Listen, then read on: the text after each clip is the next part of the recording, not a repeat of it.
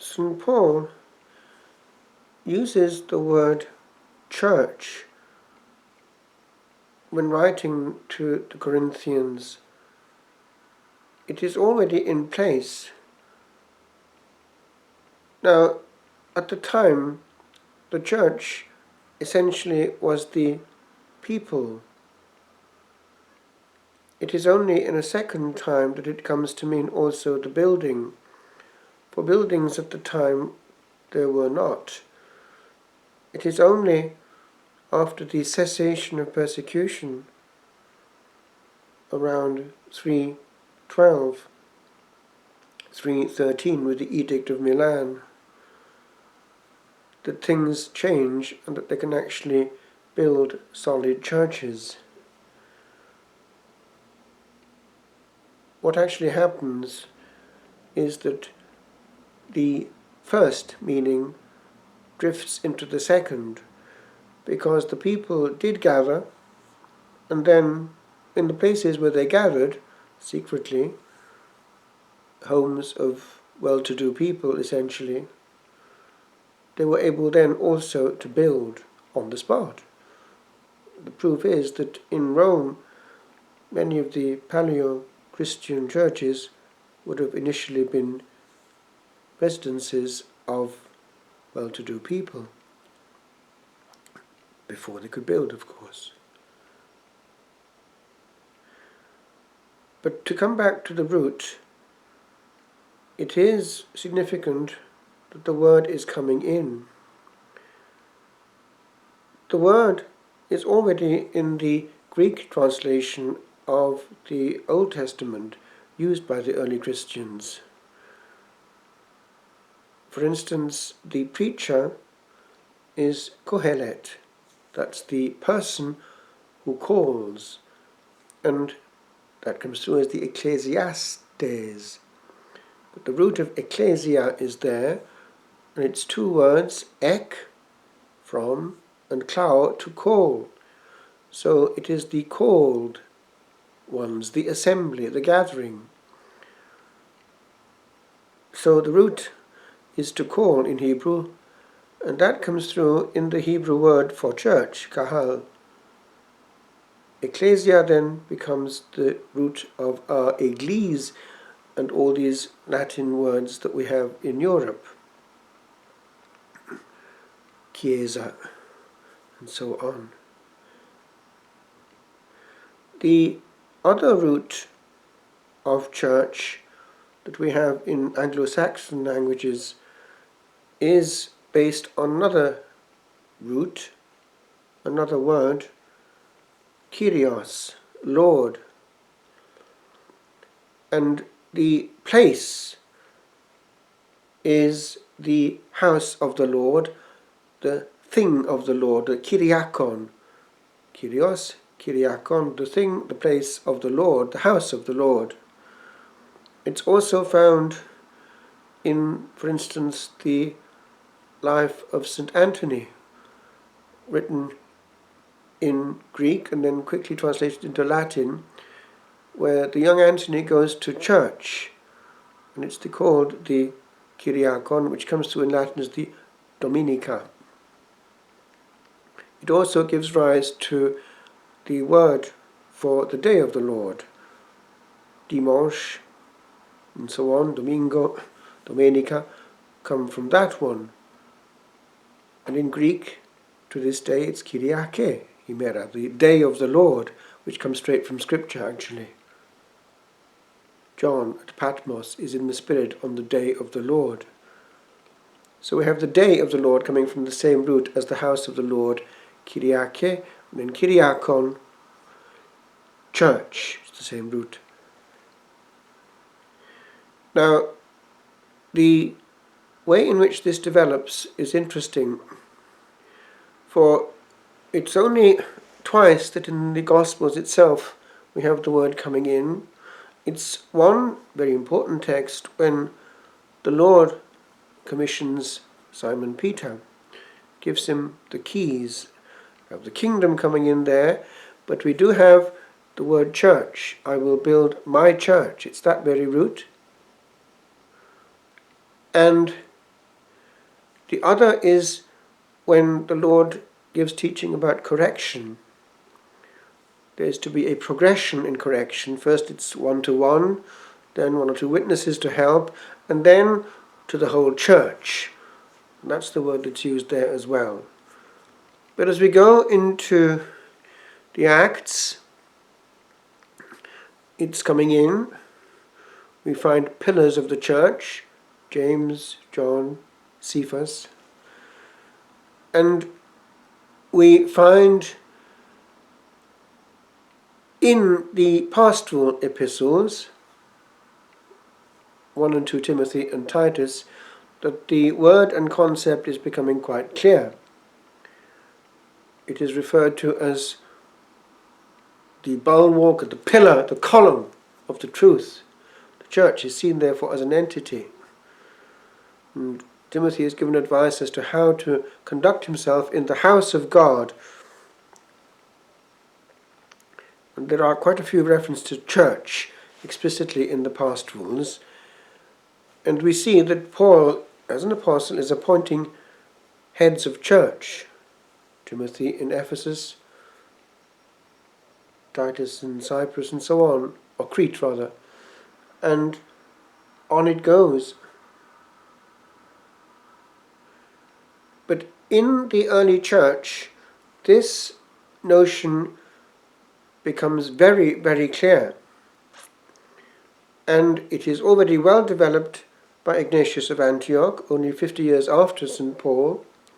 And the whole structure is there already with regard to bishop, priest and deacon. And the church is full and complete when there is a bishop. And it is the way that things evolve in the early centuries.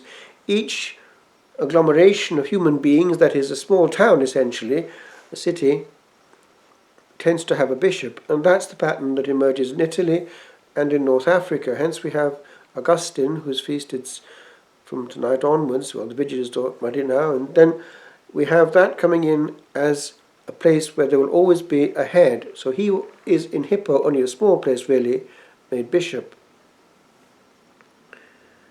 Now, in the life of that same bishop, Augustine, we see what happens with regard to the importance of precisely belonging to the church and how the church is correctly understood already.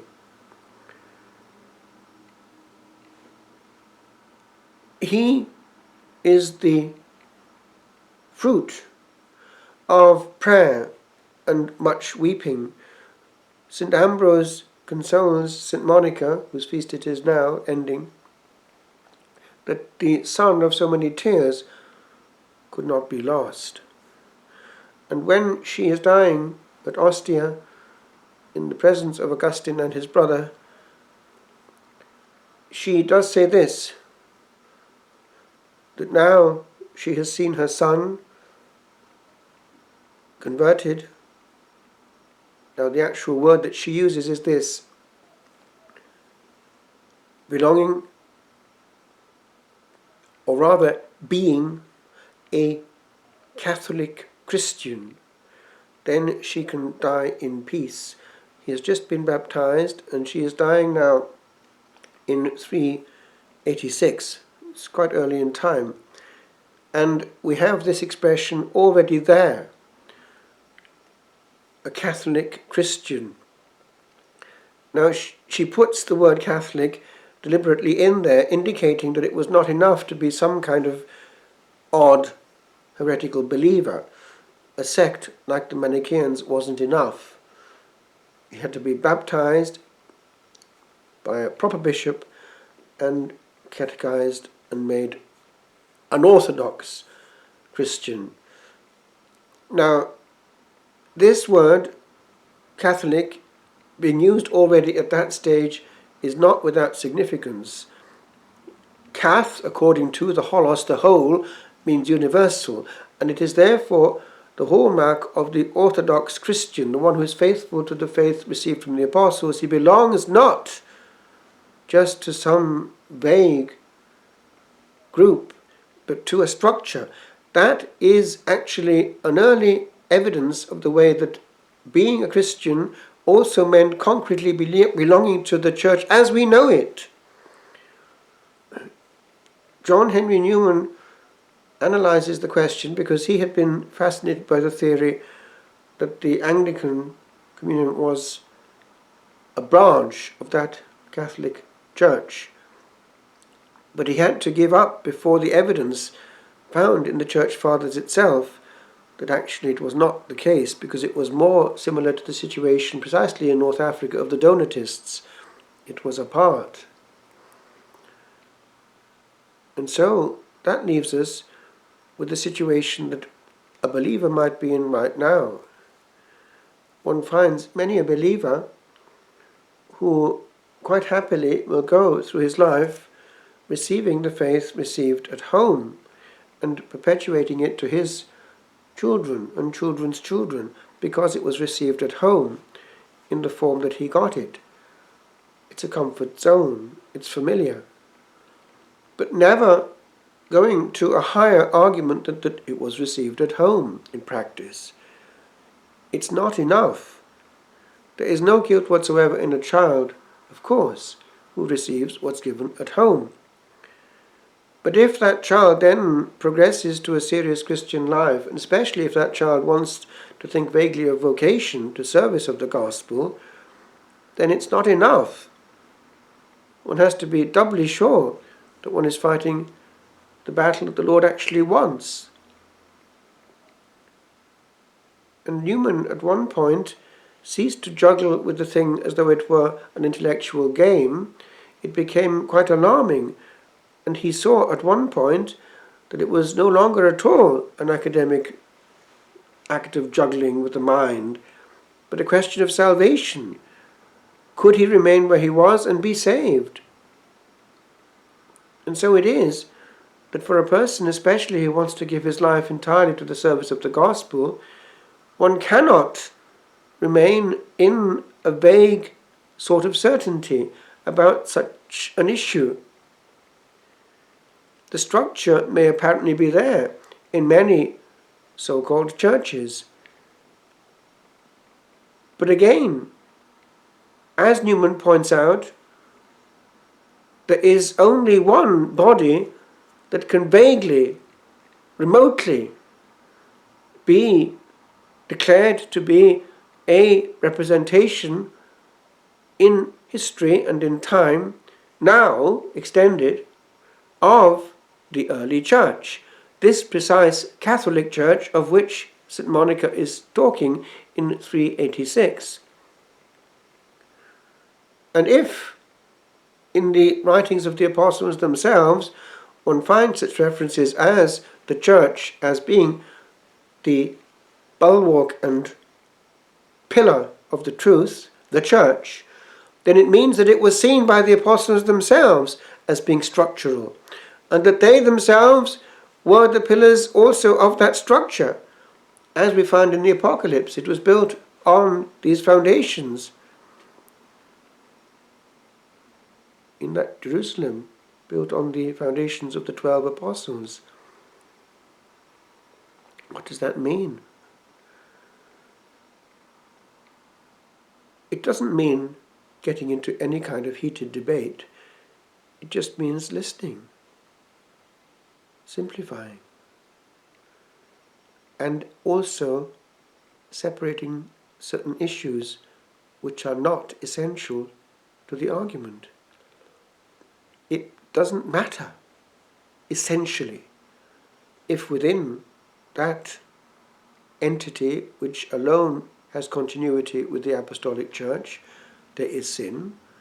It is actually normal, because the Church is not a museum for saints. It is a hospital for sinners, and the sinners may actually be in seats of power, but they also are being treated. The problem is with us. G.K. Chesterton, when asked why he became a Catholic, answered, "To have my sins forgiven." That is the difference. only the Catholic Church can actually pronounce that authoritative pardon in the name of Christ, which brings the power of the Blessed Trinity to play on earth. Some years ago there was a puzzling case. It was a Protestant who had had a strange experience when he came to a friend of his with a problem. The friend of his happened to be a Roman Catholic, and the friend of his had been inspired by the Lord to say, go to an open Catholic church.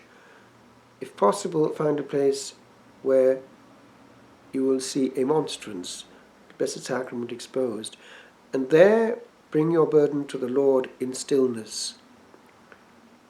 He did so, and out of the blue he was given a fulmination of grace. He had what actually has been talked about in recent times quite a lot, that illumination of conscience, the warning. He saw his soul as it was, suddenly.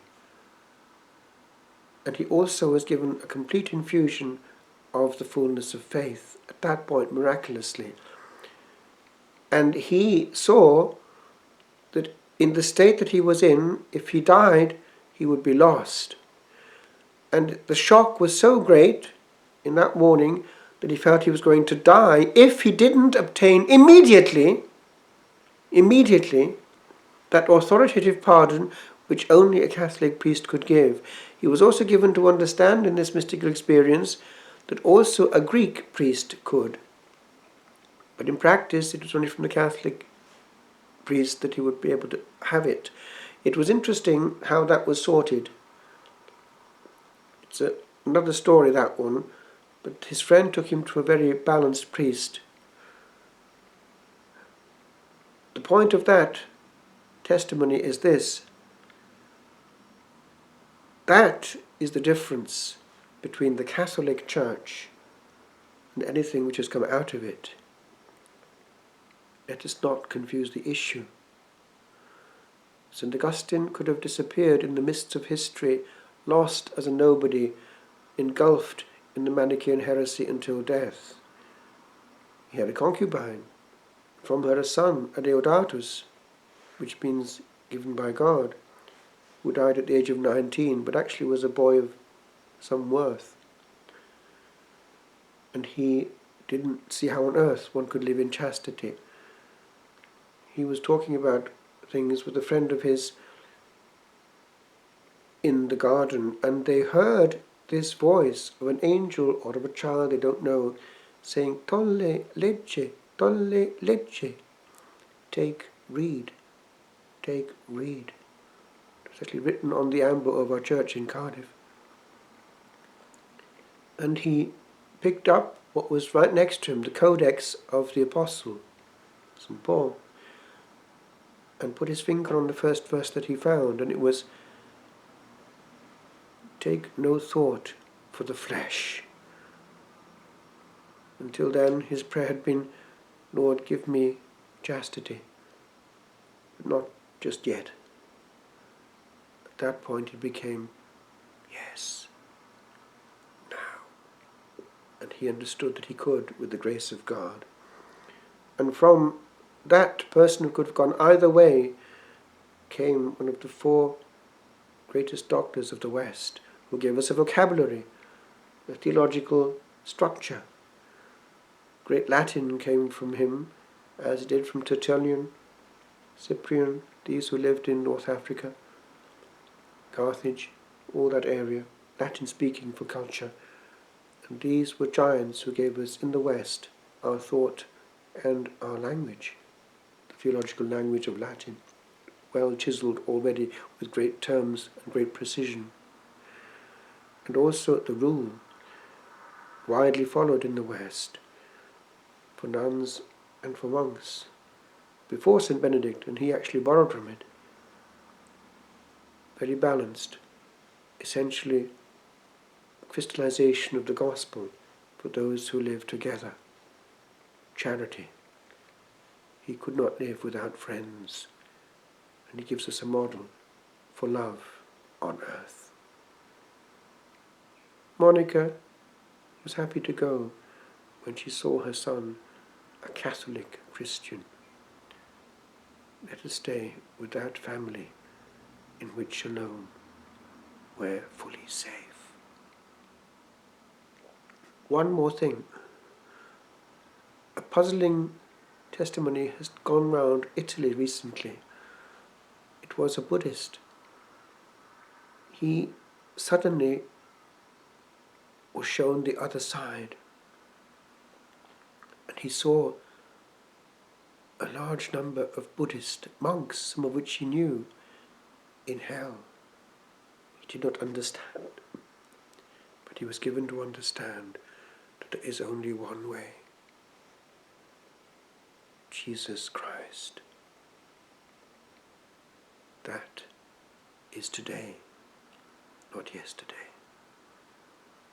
I am the way.